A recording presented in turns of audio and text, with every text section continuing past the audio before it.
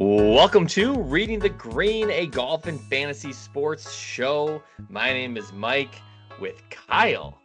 On Tuesday, June 18th, this is episode 114, our U.S. Open recap and the Travelers preview. Kyle, but to kick things off, you were just doing something that I think is worth sharing that many people don't get the opportunity to do. So I want to hear more about it. Yeah, I'm in Edmonton, and there was a hockey game tonight, part of the Stanley Cup Finals. So it was a lot of fun watching the Oilers win Game 5 to bring it back to Edmonton for Game 6, which it was crazy. So I walk into this place with a bunch of cohorts to watch the game. And I'm apparently about one of the last ones to arrive because everyone had to be there well before 6 to get their seating spot. Naturally. And we have a table for 20. There is 16 people on the other side of the table and no one on the one side of the table. They moved all the chairs, everything, and expanded it. So naturally, I just sat on the other side. I was the only person on the other side of the table. Multiple people said in jerseys, fan gear. So you're in Edmonton. Are these people from Edmonton? Are they all Oilers fans? Or, I mean, if this is your Canadian team, are some of them Canucks fans? Or some of them Maple Leafs fans? Like, what's going on? Great question. It was 60% Oilers fans, but Okay. there is several from Calgary up and a couple from Vancouver. And there was one gentleman from Calgary actively rooting against Edmonton and clapping. Only guy in the whole place. That like to the point the other coworkers are like, "Stop it, we're kicking you out." It was entertaining. Yeah. I watched a little bit of the game, and I know you said it was getting tense. I can only imagine how much beer you might have been covered in when shots are going off the post and Kachuk is like diving and pulling a puck out of the net. Pretty crazy. Yeah, it was a great finish. It was fun. Not quite Cubs World Series in Chicago win fun, but they're excited to bring Game 6 back here. Yeah, well, maybe you can extend. Did you need to stay for a couple more days? I'm sure the family went by. It's not like we just weren't in North Carolina for 5 days. Well, that's maybe a good segue because it's kind of a funny sequence of events. Like we're gone for 4 or 5 days. You come back, you get Father's Day, so you just get to be showered in gifts and be celebrated, and then you jump on a plane and go to Edmonton and watch Stanley Cup Finals game in a home city. Yeah, something like that. Showering gifts, picking everything I want to do on Sunday, right? Yeah.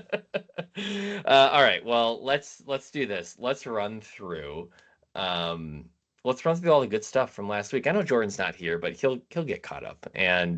But I just there's no way that we can keep all of this under wraps for another week until next week. So let's do it. Let's just start. Let's go through a whole bunch of stuff from last week. Obviously, if you hadn't heard, we were down at the U.S. Open. Did not do a lot of content. I didn't take a lot of pictures. And I look back on that and I say that's okay because I really, really enjoyed myself. And sometimes you just got to be present. And every part about the trip was super fun, even staying up late playing cards. So let's start with this, Kyle. We went to the golf tournament on Thursday all day, most of the day. I mean, I think we were out of there by 4 o'clock or so, which in 95-degree weather, that was plenty. I had enough sunscreen in my eyes. Yeah, we went to the merch tent at 4 o'clock. Went to the merch tent at 4 o'clock. Yeah, we were on the course till 4. How about that? Yeah. There you go. So just give me a couple of highlights from Thursday. I mean, maybe even just I can't remember. Like, what did we do? Kind of like maybe the spots that we hit, and then what were really the highlights for you? Sure.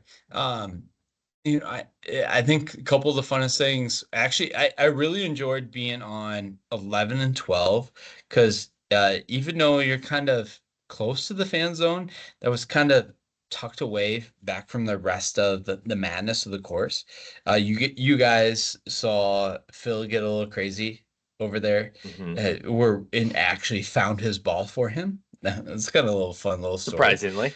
Yeah. And then Ricky on 11, we took that picture as well. Might have put it out there, but got to see up close and personal. I like the visuals of 9, the par 3 to end the front. And then we did catch a glimpse of a big cloud, luckily, and sat on the grandstand there, which was what, three green, four tee, five 6T. green, and six Hmm. tee, which is a great area. It was a great place to sit, especially when we got there. We got to see the Scotty group come through the first part of it, but then it got so freaking hot. Well, I'm sure we'll get to some of this when we get into Yeah. the wheel of discussion or debate topics because I have a couple of thoughts there. But yeah, I think we started the day, we walked, kind of wandered through past some of the tents and all that, and we ended up on the back of 14T, which I thought was really cool because that's one of the high points of elevation on the golf course. And we watched some dudes launch tee shots Mhm. way up into the sky. Ludwig, DJ, Finau, all in one group, and just even having that 10 minutes there watching those guys hit tee balls, it was pretty impressive. Um, I'm trying to think. We spent a lot of time on the fairway of 12, and you got to see this hit some of those approaches in. Also, we stood there on 18T. We've watched Tiger in a couple of different spots, but saw him walk up the 18th fairway and saw our guy Tim Whiting make a bomb on 17. We can get to Timmy in a little bit, but yeah, I think it was good to kind of take in every corner of the course. I think we saw most of the big guns. We saw Bryson, we saw Rory, we saw all the guys. Mhm. Um, what did you make of being there? And I don't want to spoil too many topics on the wheel, but just like, is there anything that stuck out to you about being on site that maybe you didn't think about when looking at it on TV? Uh, I guess one of the hot takes I think I have for the week, and maybe stop me if I'm getting ahead of myself because I think it ties into how the tournament played out as well, is I I get the thought from having the fans as close to the action as possible, but I almost feel like a course like that, for it to play out as it should, we need fans further back. So when I look at where we could be, where we could stand, yes, you had, 12, 15 to 40 feet sometimes off the fairway with the love grass, as the locals call it. Uh, but then from there, yeah, there's pine straw and stuff like that. But you're also having that trampled area with the fans. I almost think we need to keep the fans all the way back into the pine straw so they don't create that trampled area, because when the errant tee shots landed there, that was, in a lot of cases, unless there was a tree hang in your area, you were you were free. Well, you would be much better off there than 2 feet off the fairway, which I don't think is the intention. So I guess that was one of my bigger thoughts of the week, actually being on the ground, seeing it, and especially how it plays out in number two, that it's almost unfortunate. And granted, from a viewing standpoint, yes, that's not as good, but I almost feel like they need to keep the fans further away. It's probably the argument that like especially most major championship venues, is that the how they set up the spectators and the grandstands and all that really does come into play, and it really affects the golf tournaments. Obviously, you saw guys hitting bank shots off the grandstand on 13 when 13 was drivable on Sunday. I mean, that was the play. You could hit driver and bomb it on the backside of the green, hit the grandstand, and roll back into the collection area. If you're doing that on a normal day when that grandstand's up and that ball is down another hill, 50 Mhm. yards over the green. Um, so I agree with you that one of the things about Pinehurst is that I don't think you really get at some of maybe the more, we'll call it, traditional major championship venues. The tee boxes and greens are really close together in a lot of corners of the golf course.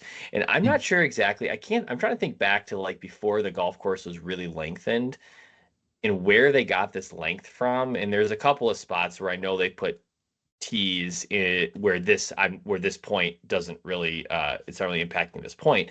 But you have corners of the golf course where like 8 and 9 is right next to each other, and 16 green and 17 T, and 17 green and 18 T, and 14 T and 13 green. Like you are right there. And so for these guys coming down the stretch, they're like in the action. It's not like they walked 100 yards to the next tee box and it's through a bunch of trees and they have no idea what's happening. They're watching these shots. And so I thought that was a unique thing about a course like this that's pretty compact despite being 7,500 yards in length. The other thing I'll add is a bit of the Augusta effect is that when you watch like, and I haven't been to Augusta, so I don't have this appreciation, but it's what Jordan will tell us is that the change in elevation and the severity of the green complexes are really diluted on TV. And so when you're Mm. at this golf course, some of these, and we could talk about it on the wheel here, but some of these green complexes where guys are getting up and down from are absolutely insane. And you're watching it on TV, and that just doesn't come through. I 100% agree. 100%. So yeah, I think about like five being that all the guys that hit these balls up on 5 green and had them roll 40 yards down into the native area or the bunker, like that's like a 15-foot drop off, maybe even Mm-hmm. more. Mm-hmm. So, um, so lots of good stuff. There's probably more to get to when we get to the wheel here in a second, but I wanna shift really quick before we talk more pro golf on all the golf we played because I don't think that I truly. I mean, I did. We played great golf courses. We knew what we were doing. We played. We paid for it, and we played the nicest courses we could. But Golf Digest has all three of the courses that we played in the Southern Pines area in the top 100 public golf courses. Mid Pines, Southern Pines, Tobacco Road. So it was really a special treat. Um, anything you want to highlight? What was your favorite? Let's start with that. It's crazy how well there's elements obviously that are the same because you're playing in the same area, same grass types, but how different the tracks were as well, right? Um, I I loved Southern Pines, and that's a course I of all the three that I most want to play again. Even though I played like straight hot garbage for most of that round. Uh, and it was hot. It was slow. That was one of the unfortunate things. But uh, I'm most intrigued by that course. Wanting to go play it again. I like the elevation changes. Obviously, Tobacco Road. I feel like is one that draws heavy opinions both sides of the coin. And I would say you have to play it. If you're down there, you have to play it. It's fun. Just let yourself have fun. Don't be a snob. Just let yourself have fun. Go play it. Yes, it's funky. Yes, it's weird. You have weird angles. It might be a slow round. You're going to hit different shots that you normally wouldn't hit, but just take it as a challenge and have fun with it. And Mid Pines, it felt like an old school traditional course, and I thought that felt and fit in perfect as our other course for the trip. So overall, I think we nailed it on where we played. Good job, Mike, planning that out. And yeah, I loved it. Let's go. Let's go back. Yeah, good points all around. Mid Pines, I thought was probably in the best shape of the three golf courses. It was pure. The greens were pure. You're right that it had a traditional feel. It was kind of carved out through the trees, had nice rolling elevation. The holes were fair. Um, and maybe the lodge was a little old and the charm wore off pretty quickly when you're peeing into a bowl in the bathroom urinal and the food was like what you had, like a biscuit and three sausage links. Mhm.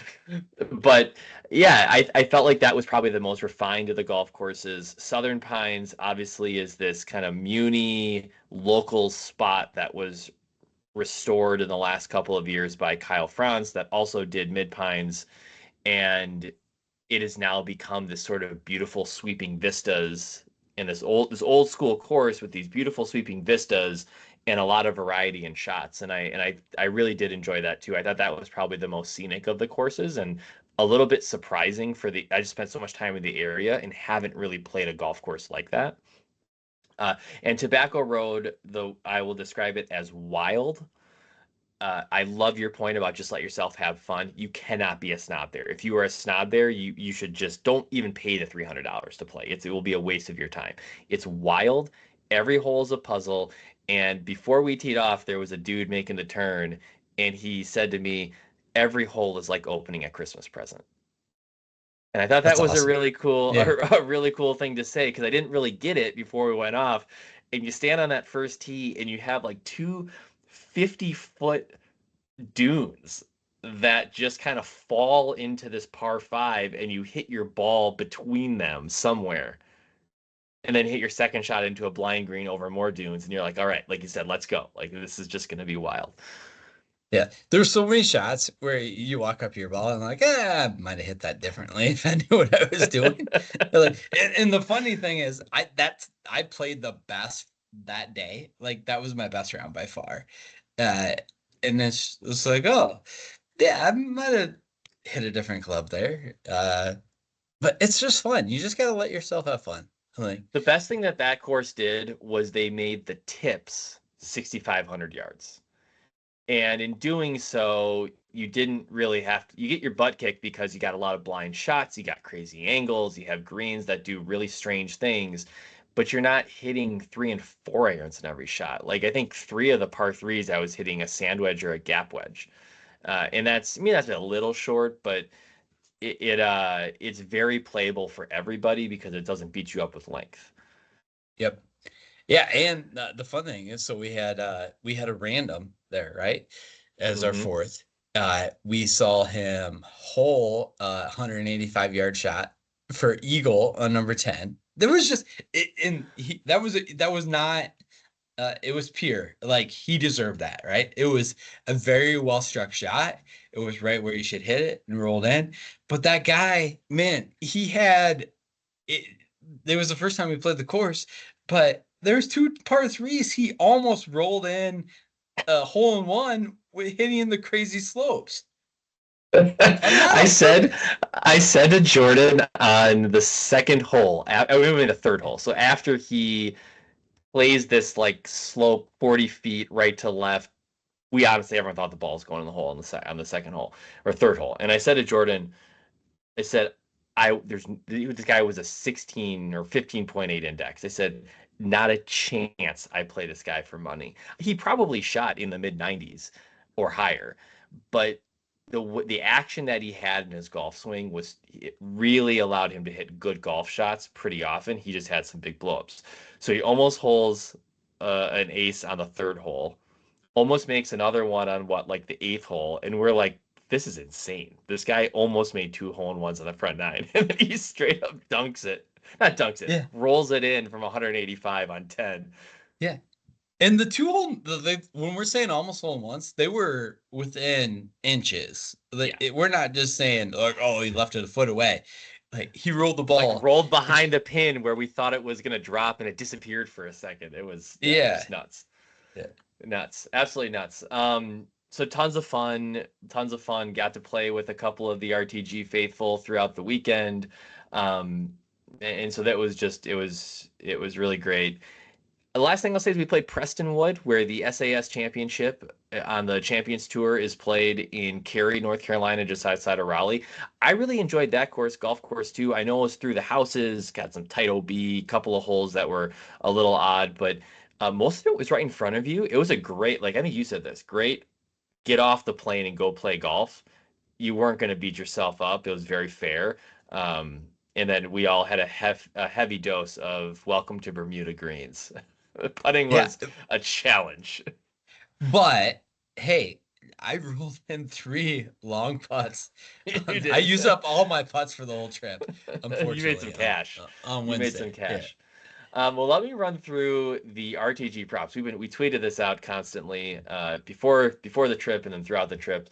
You had done such a good job putting all these props together, but just really quick, I want to highlight a couple of things. First of all, we all hit the unders on our scoring average and our best score. So, and it was close, right? Like I mean, maybe mine, I argued a little high for a 79 and a half. I didn't think I'd play quite as well, but 75 and a half. Jordan was one stroke under his average at 82, and you were one stroke under your average at 100.5. And I know you'd like to probably have had that in double digits and not triple digits, but I think everyone should feel pretty good about how they played. Um, the total birdies, Jordan and I cruised past ours. Kyle, birdieless on the trip, I think. Yeah, I really left one out there. Prestonwood was the one I had 4-footer on what the fifth hole the whole trip, then missed it. Uh Jordan, though, birdie machine, man. He was a birdie machine. I worked my number down. Jordan wanted me on 10.5. I ended up with 11. I would have covered anyways, but Jordan, 9 birdies on the trip, I thought was more than I expected. Group Eagles didn't cover on Group Eagles on a half. On Tobacco Road, I left one on 11, about an inch short. So I think everybody had a lot of pressure there to make an eagle. Hold shots from off the green didn't cover that either. Anybody, Jordan did make a putt, so we'll give it that. There was one. Yeah, I had one. Actually, I had one really across the Prestonwood. But beyond that, man, those chips give us a lot of issues. That's what I'll I say. mean, you really Uh, you really understand what it means to like have your club get stuck in the grain. I couldn't yes, figure it out. Bermuda. I have a newfound understanding for that coastal Carolina, not Mhm. coastal Carolina, but just Carolina, Bermuda. It's how different it is from Florida. Yeah, yeah, It's I agree. just yeah. Very grainy, That's a very grainy. different. It's different in that area. Wider blades of grass. It just grabs it. I really struggled. One of the things I loved this prop category, balls lost and marked hazards. It was really fun to keep track of it because if you found your ball in a hazard, that that didn't count. What I don't think we accounted for is the fact that some of these golf courses had no hazards basically. And so we were all under, which we should feel good about. You didn't lose a dozen golf balls. So we all covered or all under hit the under on our balls lost. Sandy areas, Kyle, I think your sand game was on point. You only had 2 bunkers you didn't get out of. Your line was 2.5, but in general, I thought you had great bunker shots the entire week. The two bunkers were the same bunker, by the way. I left it in the same bunker twice at Mid Pines. But I also had the shot of the trip of Mid Pines. If we haven't put that out in the socials, we We'll should get it probably out. should. Uh, yeah, yes, I'm very proud of that one. I'm gonna not let that one go. Yeah. Yeah, well, I don't even think that it needs to video evidence only. We'll get it out there.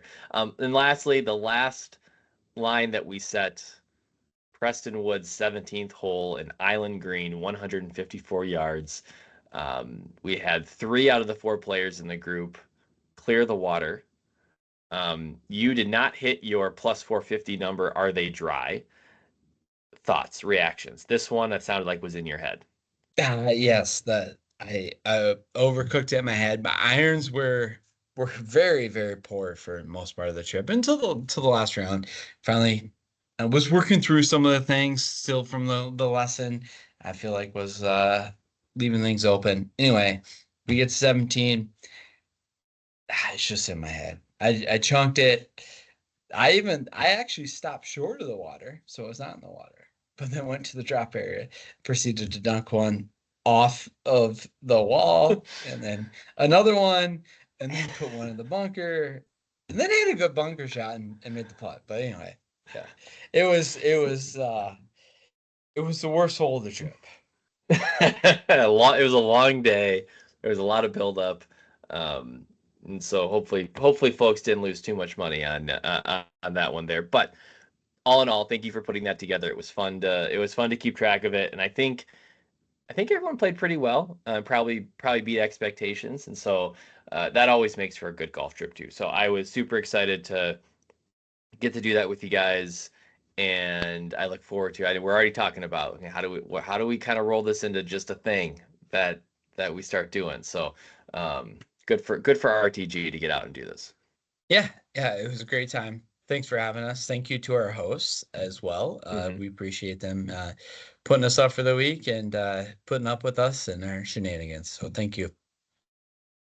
All right, so we'll cover off here on the actual U.S. Open because I'm trying to think sometimes like is it you go on a golf trip during a huge spectator golf event, so you don't actually get to watch maybe as much of it as you would have liked, but at least we were back on Saturday night and you could watch as much of the Sunday golf as you wanted, and it was great TV. It was great TV for a lot of weekends, and so like we normally do after big events and major championships, we can't cover it all. This show is, if we're no laying up and we're going to do 2 hours, sure, we can get to all of it. But let's go hit 4 or 5 topics here really quick on the wheel of Man, We'll there's a call it lot the of a week. lot of topics on here, Mike. There's a lot. There's a lot. We'll see what we get to and see how much debate there is. So we're gonna start with. Oh, I like this one. I like this one. Lot of criticism for Rory leaving, literally leaving the property 6 minutes after Bryson putts out on 18. He left the state before Bryson was even done with his press conference. Hmm. Had a different player won other than Rory, does he stay? And who is it? Well, Shane Lowry, I think. I Fair. I was thinking more yeah, like who it was in the mix, but sure. yeah, but I don't think anyone in the mix. I think it had nothing to do with who won. Okay. Unless there was a personal attachment for him. It was all internal focus, and that's what I think people are getting wrong about the situation. Okay. So nothing to do with Bryson. Ludwig wins, he's gone. Finau wins, he's gone. Pavone wins, he's gone. It's more of what he did. Yeah, I think so. Okay. Yeah, a lot's made of that, and I don't have on here whether or not he should have done media, but I think the general sentiment is most players after crushing losses did media, and it might have been nice, but we'll move on. All right. Bryson made an absolutely absurd up and down on 18. Absolutely absurd. Like I required multiple watches for me to go back and having been Yep. to that course a million times, like nobody gets up and down out of this bunker. And frankly, nobody got up and down out of that bunker the entire week. Hmm. But Bryson also got up and down from long left on 8, where Hmm. like John Daly, I saw him as a 12-year-old make an 11. Nobody gets up and down from behind the 8 green. Which one was more impressive? I'm glad you had this one on here because I do think it's eight. That's one of the notes I had for myself on the Sunday watch. He had you have to hit a 60 degree, you have to hit a flop, and you have 3 feet basically to land that. If you land it short of that, it's coming back to you, right? If you land it beyond that, it's gone. I Yes, 18 was stupid impressive, but there's this different scenario where you don't leave yourself through 3 feet or whatever he did. You can still leave yourself 8, 10 feet to have a putt.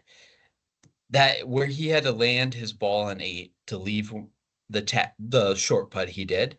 If he didn't execute that perfectly, you're not getting within 20 feet. Yeah. I think the difference it's a difference between almost luck and skill. Like 8 was all skill. 18, a lot of that's luck. Like you're hitting a bunker Yeah. shot, you just kind of like swinging it and you're like, I hope this ball comes out the way I think it's going to come out. But to your point, the amount of precision needed to get that up and down on 8, and he knew it. Like he was pumped when he made that putt with still 11 holes to go or 10 holes to go. Um, Nobody gets up and down from that spot on 8. So I agree with you. And I it's almost forgotten in the course of the next 3 hours on Sunday. Granted, and like you said, it's one of the things you have to kind of stand back there to understand that view. Yeah, exactly, exactly. So after everything you saw on Sunday, the new I said tour, but the new pro golf villain is who? I still think the person that has the least people that root for them in that scenario is still Patrick Cantlay. Like I would have taken. I'm I've been very vocal about this. I don't like Bryson. I don't trust Bryson. It has nothing to do with Liv. Didn't like him before. I still think he's fake. Yes, some of the videos coming out are great, and I applaud him for doing all this. But I still think it's not genuine. Um, unfortunately, I can draw parallels in my life to people that are acting the way he does right now. To I think there's just a piece of that I just don't buy. That the second he is not that person anymore, something goes against him, he's going to revert back to the Bryson we saw 5 years ago. That's that's my take there. So I personally would cheer for Patrick Cantlay over Bryson. But I think the masses in the scenario, if it was one of them, or almost anyone else. I think Patrick Cantlay most often is going to be. I don't think Mhm. people like Cantlay. Yeah, that's interesting. And he certainly was kind of the third, definitely the third wheel in this Sunday round. Um, but I agree with you I don't know that there would have been a lot of excitement had he somehow emerged at the end of the day on Sunday. I, I thought maybe is it Pavone? Because for some reason Pavone didn't didn't putt before Bryson when Bryson had a chance to win the US Open. So then the result was Bryson made his winning putt and then Pavone still had to hit a 3-footer. I did find That that was funny. Yeah, yeah, yeah. I don't know exactly. There must have been some dynamic because most guys they get ahead of that, but I can only imagine that with Bryson, I think he was away. If Bryson was so locked in and ready to go, Pavone might have just been like, I'm not gonna bring it up. I'm not gonna get in the middle of this, and so he just Especially when a didn't. guy just missed a 3-footer right there. The Yeah. Um, when I wrote this question, my answer was John Rahm. And just I think he continues to do literally nothing to help his case or his image. And not that he has, he's got $600 million in the bank. He's not doing anything he doesn't want to do. But gosh, I can't imagine there's a single person cheering for this guy whenever he does make it back into contention. and see that's fair. And the funny part of this, like we've talked about this, he's already out of sight, out of mind. Yep. And Bryson is the counter to that from Liv, but everyone else is whatever. We don't see you anymore. I'm gonna try to hit two more. Okay, this one is US Opens in the South. So there aren't very many US Open venues that are played in extremely hot weather. I think this is Mm. usually a tournament that gets up to the New York area, Pennsylvania, California. Occasionally we get something in the Midwest, but we don't really get a lot of like hot Southern golf. And so it was really hot. Too hot. Is that too hot? And I know you're not a guy. So is that, I mean,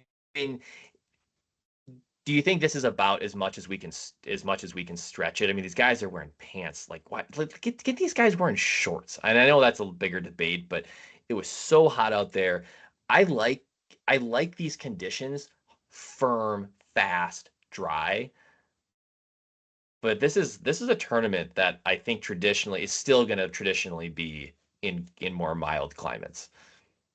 Yeah, that's as far south as you can go. Granted, I would hope some of these guys are a little bit more used to it than us. But so we played on Friday. Friday was the hottest day. Played 36 holes. We rode in carts. And by the end of the day, we were all freaking wiped. There was Gatorades consumed during the rounds. At I don't know. I can imagine the caddies that day. Like those are the guys I'm feeling the most for, right? Especially the guys that Yeah, had the caddies go hit yeah. afterwards. Like like Bryson was going to hit from it's just yeah, that's hot. It was 90 what it was 94 on Friday? Yeah, yeah. It was hot. It was hot. And like you said, I can only imagine playing a 5 hour round, the grind out there. But we'll see. I mean, there really isn't, if you look at the US Open venues coming up, it's gonna be in milder climates. And it can still be hot in New York. It's not gonna be as unbearable as it is in North Carolina. Um, I'm instead of spinning the wheel, I'm gonna jump right to Pinehurst overall. First impressions, it was your first time down there. Obviously, you're seeing the resort, you're seeing the property, you're seeing the surrounding property in a very certain light because it's hosting a major championship. But what was your reaction to just being down at this place? Love to get on property to play sometime. Um, Obviously number two, just it looks it looks torturous, especially the green complexes. I can imagine trying to navigate some of that. I think, for example, Rory shot at 5 is a great example.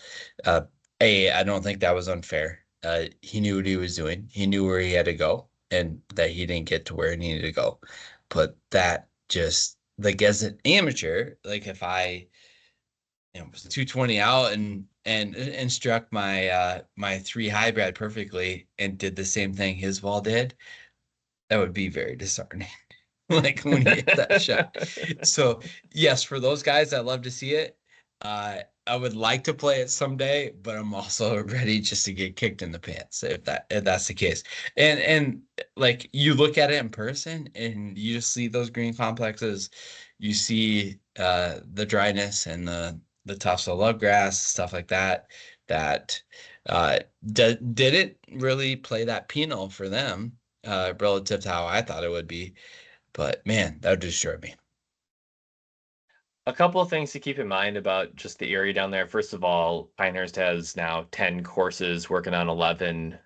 That's half of the great golf courses that are in the area, probably even a third of it. There's so much good golf, and I know it's the whole Southern Pines, Pinehurst area is thought of as a mecca of American golf, and it really is. There's just so much, so many good spots to be able to play. But even on Pinehurst property, you saw this as we walked a number of holes on course 3, going from the house to the tournament. Even on a 5,800 yard par 68, which is what course 3 is now, the whole Pinehurst Resort embraces a lot of the same features that number 2 has, just on a smaller scale. You still get crowned turtleback greens with crazy pins and a lot of native areas and interesting bunkering. And so I think that's just a really good reminder that when you go down there, no matter what you play, you get this sort of really unique golf experience. And I think I think it's really cool. I think it's cool. The resort has changed. When I had gone down, 20 years ago, it was just about the golf, and you played a handful of courses and that was it. And now they got the short courses and the putting courses and the multiple restaurants and additions to the clubhouse. And it is very much a destination that you're there to be on property, but it's cool. It's cool seeing it all grown up, I guess. Um, all right, that's a lot on the experience. Certainly reach out if you have more questions or looking for more takes, but I want to hit just a couple of really quick RTG things. So we did hang out with P. Koziak 3, one of our listener league players, for a little bit on Thursday. This one unnoticed. He ended up winning the listener league. And we juiced up the pots a little bit for the majors. So congrats to P. Koziak 3 on the win. I will say this. We did not do the Calcutta for the U.S. Open. I think we're all feeling the sting from the Masters wipeout. But I asked him, you got any ideas on who you might like if we were to throw a little bit the Calcutta? And he said Bryson. And I said, well, Bryson's going to be We multiple wouldn't have been thousand able to dollars. afford that. Yeah, yeah. And he goes, Bryson, I want Bryson. And so he asked me after, he goes, just to salt the wound a little bit, what did Bryson go for? And I said, well, he went for 3K and he paid 15. So we weren't going to get there, but that's okay. So P. Koziak 3 rides Bryson in the RTG Listener League to a win, followed by Rock Chalk MN and however you say this guy's name, Random 12 and a Gade, finishing in third. I thought our model, Kyle, was really good for the U.S. Open. Our top plays crushed 80% of them, of our top plays, 12 out of 15 making the cut in a tournament where not a lot of guys make the cut. So I think you and I both cashed quite a few lineups, including some big cash games, because the top plays from a safety standpoint were really good. The bad, all over Tim Whiting this week, rolling top 20 bets. It was out of nowhere. Who's Tim Whiting? He's this Swede that we're just getting to know, and he's right there, and he finishes +4 in the last 2 holes, and that would have clinched a top 20. Yeah, yeah. Overall, like you said, it was a good cash week. Not great from a GPP perspective, just because I did write a lot of Scotty. If those clicks from Scotty were Rory, it probably would have been a really good week because it had a lot of Russell Henley, had some Sergio. Yeah, had a lot of Decky, had some Sergio that finished well. So it was really close. It's one of those weeks that's a touch frustrating. We had the conversation Wednesday, like, do we all Scotty? Do we half Scotty? Do we go Scotty? And we went Scotty, full Scotty. Top contributor, top expert of the week was Andy Lack. Henley, Colin, Aaron Rye, Tommy Fleetwood, Minwoo Lee, and Scotty. All those guys making the cut. Gutsiest play was Tony Finau. I would not have been backing Zach Brussier over at FanDuel on Tony Finau. This did not feel like a Tony Finau course, but Tony hung around in there and had a nice weekend to finish. I don't remember exactly where he finished, but top 10 for sure. Landmines in the RTG model, Zal, Nor, and Sungjae, I had none of any of them, so I think that helped me um, avoid some torched lineups. Zalatoris, just we're gonna need to see something from Willie Z at some point. Sung Jae is the one that hurt me. I Yep. did have some Sung Jae. Yep. And then the last, I know we got one and done. So before we get to that, sweat of all sweats with Survivor Reloaded. We had a very great discussion the week prior that the pool was Bryson, Fitz, Decky, two or three of those guys, and I said I clicked in Bryson and Decky, and I asked you on Wednesday. I said I'm not feeling good about it. I'm not feeling good about Bryson as being my play here, and I went to Fitz and Decky. But I said, you know, it's fine because all three of them are going to make the cut. And Fitzy makes the cut on the number, All and three made the then cut. and then immediately ejects and shoots. I think something like 78 the next round, but doesn't matter. We're alive. We're down to five players left for a big pot. So taking the week off on Travelers, and we'll be back for I believe the John Deere, or sorry, the Rocket Mortgage. So one and done. Very interesting week and one and done. A very unfortunate week, Mike, in my opinion. We had 11 people pick Bryson. I could have, but didn't. But yeah, we had 11 people, including yourself, and some of our leaders. And then we also had two people on Murray. Finau had the third place finish. We had somebody picking Finau, and Xander at 7th, a couple of Ludvigs at 12th, a couple of Collins at 14th. I had Brooks Koepka at 26. We had Tom Kim at 26. So, it was a big week with a lot of money is out there. Champel still leads the way so far, 18 million. Stogie is up to second at 16. A Dingus third at 15. Book has fallen all the way to fourth with 14.9. Followed by Mike. You're in fifth. It's crazy. Right ahead of Jordan, who is in sixth. Unfortunately, I have slipped to 11th. I am 4 million behind. Well, not even 3.5 million behind you guys. So, hey, elevated event this week. This is a huge week for because big payouts are few and far between after this. Yeah, it's been a lot of money's been coming out. We've had a lot of guys hitting first and second places the last few weeks with big purses. And obviously, yes, I went Bryson because I had gone Decky and Fitz in the Survivor, so I thought I'd just complete the trifecta and throw Bryson in there on one and done. Pays off as it did for a lot of people. But coming from the guy that finished like third to last year, this is remarkable. All right, the Travelers. Admittedly, pre-pod, we don't have a ton of prep. We have a little, and we'll keep it short. Anything before we jump into Travelers? I have some prep on the Travelers, so Okay. yeah, I'm Right. good to go there. Let's dig into TPC River Highlands. You know, we talked about this is literally the juxtaposition of going from the U.S. Open to the Travelers. Not just the U.S. Open, but the U.S. Open at Pinehurst that just kicked these guys' ass for 4 days to literally the easiest golf course on the tour, or one of the easiest, that Rory, I think last year called obsolete. A 6,800 yard par 70 in Cromwell, Connecticut, TPC River Highlands.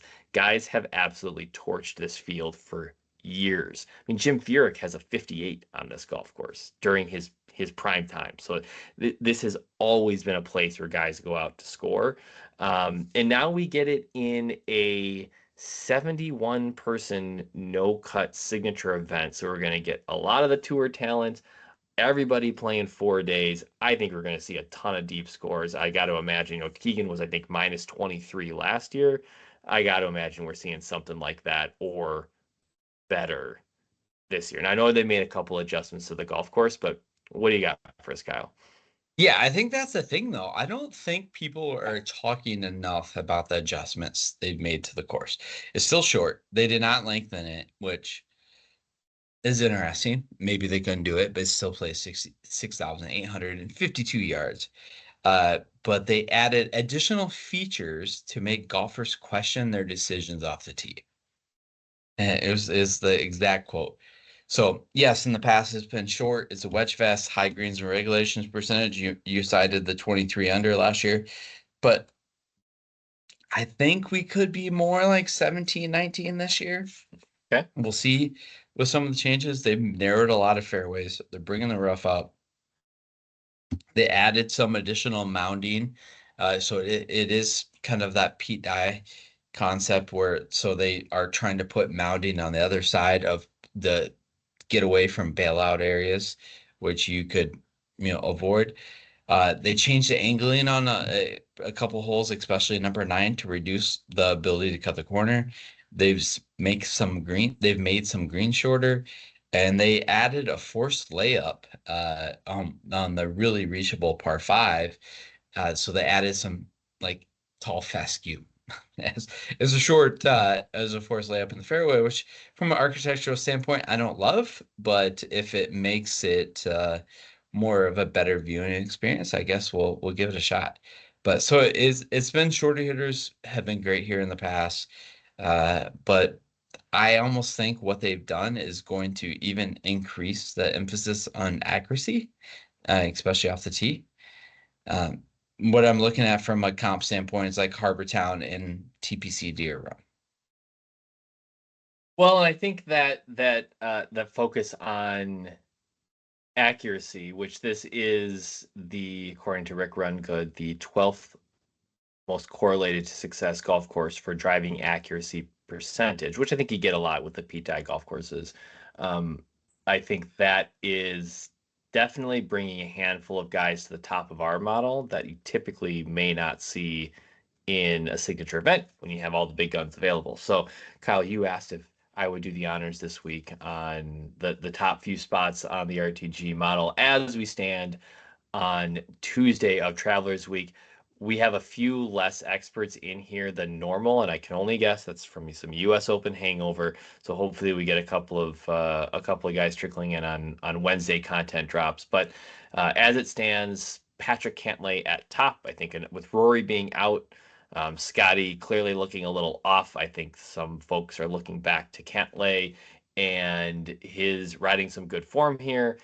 Also coming in at $9,600, so 50% of the experts so far getting a 9,000 mid 9,000 range Patrick Cantlay, followed by two guys at 40% of the mentioned share at this point, an accuracy specialist in Brian Harmon, and then obviously Xander Schauffele, your I believe second most expensive golfer in the field at this point, also joining him at 40%.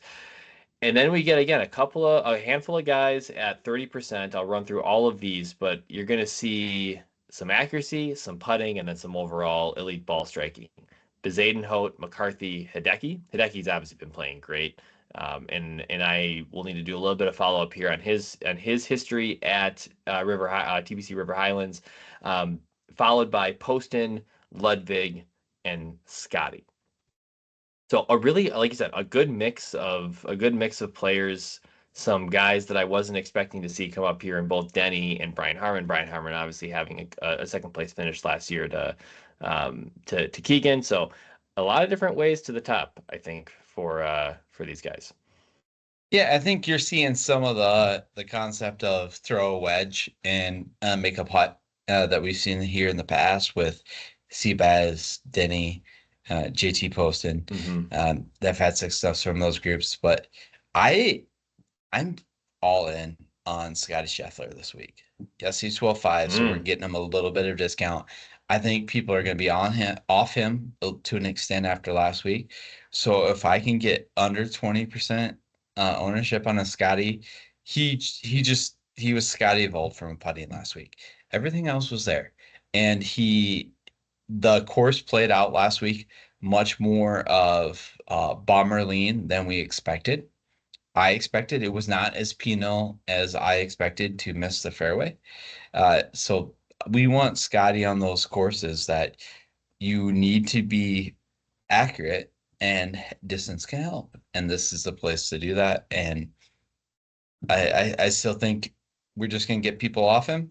So I'm going to be back there. 12.5, especially with the some of the good plays you can have lower this week, because I think there's going to be plenty of pops at a lower price point this week, given the course that doesn't exclude half the field from a distance perspective.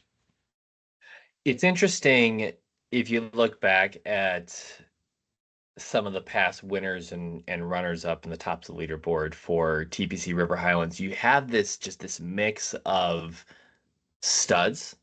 You have Xander going out and winning here a couple of years ago. You have DJ winning and Bubba at the top of his game. I think he's won this golf tournament. He's won at this course 3 times.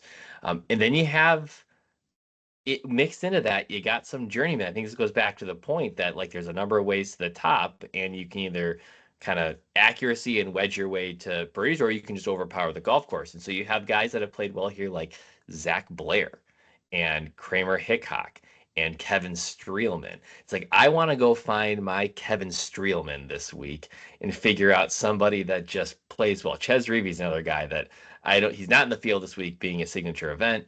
But if we get someone like a Brendan Todd, I wouldn't be. I know he's not charting in the model right now, but you're gonna get some of that here because there's so much available. There's so many players are available on this golf course. Exactly, Mike. That's my thought. I mean, you can go just hypothetically, you could go with like a Scotty, Decky, heck, Justin Thomas, 8,500 lineup, and then Adam Svensson, Ben Griffin. Uh, you have a path, right? And Yeah, and you there's do. going to be someone lower that hits this week. It's a week I feel very confident about that.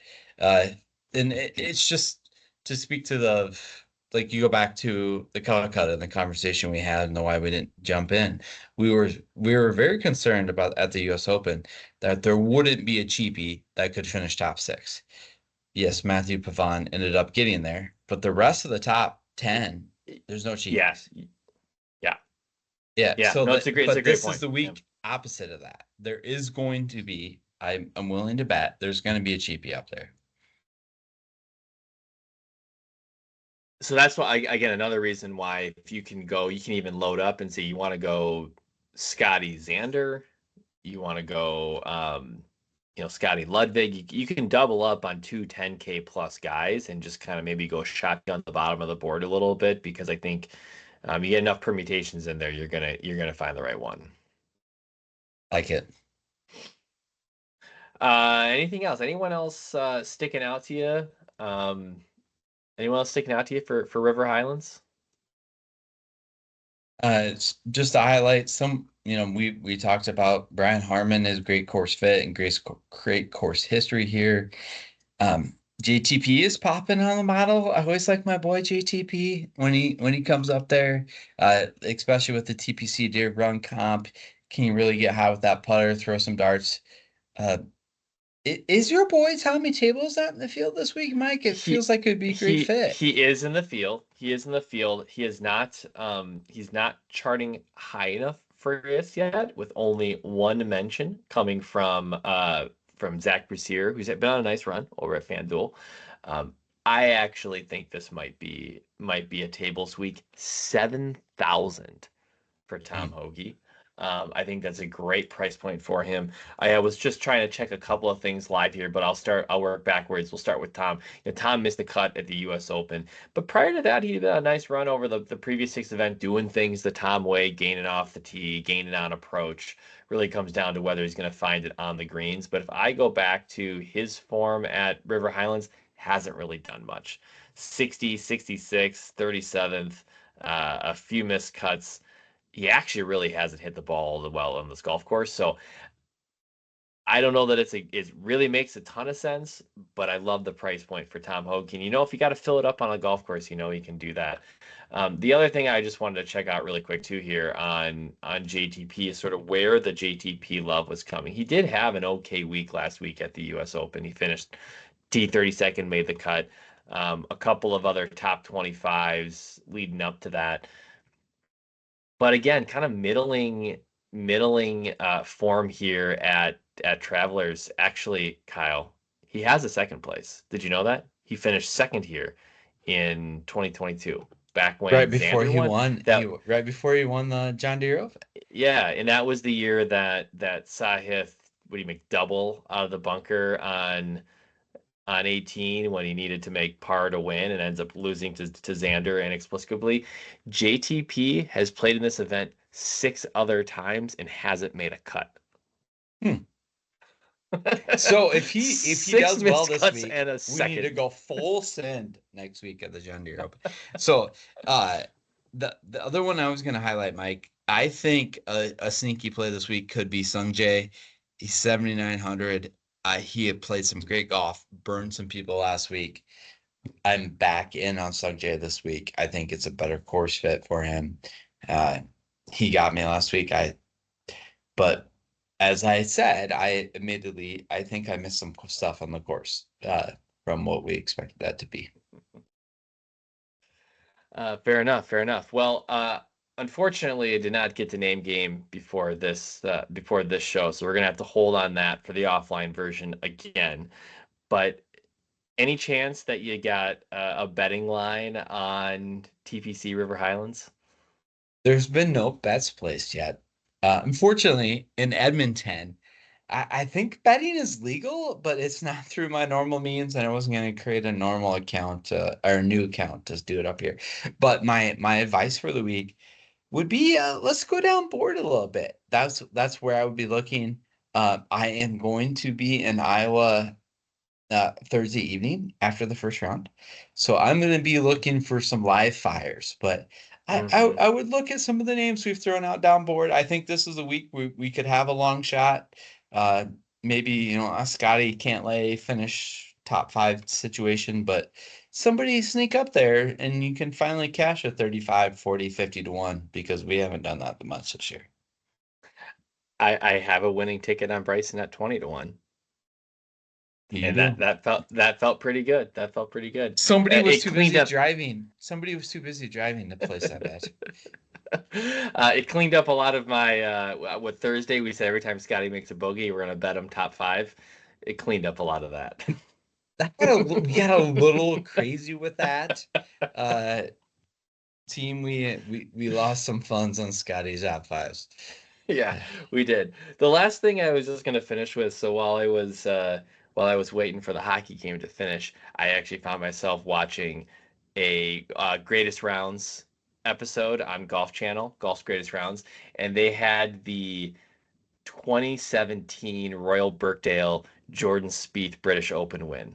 And I don't know if you remember back to this, but this is the go get that round in the final round where he makes the eagle on I think it's 15, but on 13 this is the hole where he took it unplayable and had to go drop it back in the driving range, and he's hitting from the other side of the fitting vans, and they literally take a half an hour to play this hole because he's getting these rulings and he's got the shot, and he ends up making bogey from the driving range, followed by an almost ace, makes birdie, and then the eagle on 15. But what I thought was funny was they have the original broadcast playing, and I don't remember who's doing the broadcast, but it says, hey, well, we're going to go to commercial break while Jordan finishes this out. And so Golf Channel then goes to a commercial break in the Golf's Greatest Rounds episode. And so I was just like, all of this overload of commercial talk from the US Open broadcast, and literally they can't structure this episode so that they just skip past the commercial break. They actually just use the original 2017 audio to go into commercial break. I thought that was awesome. The other thing that happened was Rory finishes, I think he finished his top 5. He's making a run. He doesn't quite get there. I was up a couple of shots short. And the broadcast team says, well, it's just another year without Rory winning a major championship. The last time he won a major was the U.S. Open in 2014 or the PGA in 2014. Now it's been 3 years that Rory hasn't won a major. And it was funny looking back at that to say, well, did you realize the next 7 years he wasn't going to win one either? Crazy. Including missing 2 putts under 4 feet. We didn't get to that on the wheel, so I think everyone has probably heard that beat to death in the golf media, but someday we'll get to the bottom of what happened with Rory. Anyways, good show. It's good to recap the trip, the U.S. Open. It was awesome. Can't wait to do it again in 2029 or in 2029 could be a big year because we could be going back to Pinehurst for US Open. We got Ryder Cup at Hazeltine. Well, we're for sure going there. Yeah, it's big year. Yeah, that is a big year. Last one last Rory question. So I'm gonna be in Iowa this weekend. I was of the mindset at one point that Rory's not going to win a major. He's done, right? It's a mental block. Can't get there. But now I maybe came full circle on this that I'm betting him to win the Open because the futures are starting to drop on him. Really? Yeah. Like how good? I mean, Hmm. it's worth doing, but like, are we talking like they're from 9-1 to 12-1? Or are we're talking Rory in like the 25 range? No, I was saying it'd be that. I Okay. mean, you're not gonna get Rory beyond 14 ever. But anyway. I think there's a camp that says he comes back with a vengeance, and I think there's a camp that says we might never see him again. But I hope for the sake of golf that he's back with a vengeance. He'll be back with a vengeance. Sign me Yeah. up. All right. Well, that's our US Open recap and Travelers preview. You can find our content on our YouTube channel, Reading the Green, and any major podcast platform. Tournament previews every Wednesday morning. Of course, follow us on Twitter at RTG Podcast DFS, and we'll be back next week with results from the Travelers and preview the Rocket Mortgage.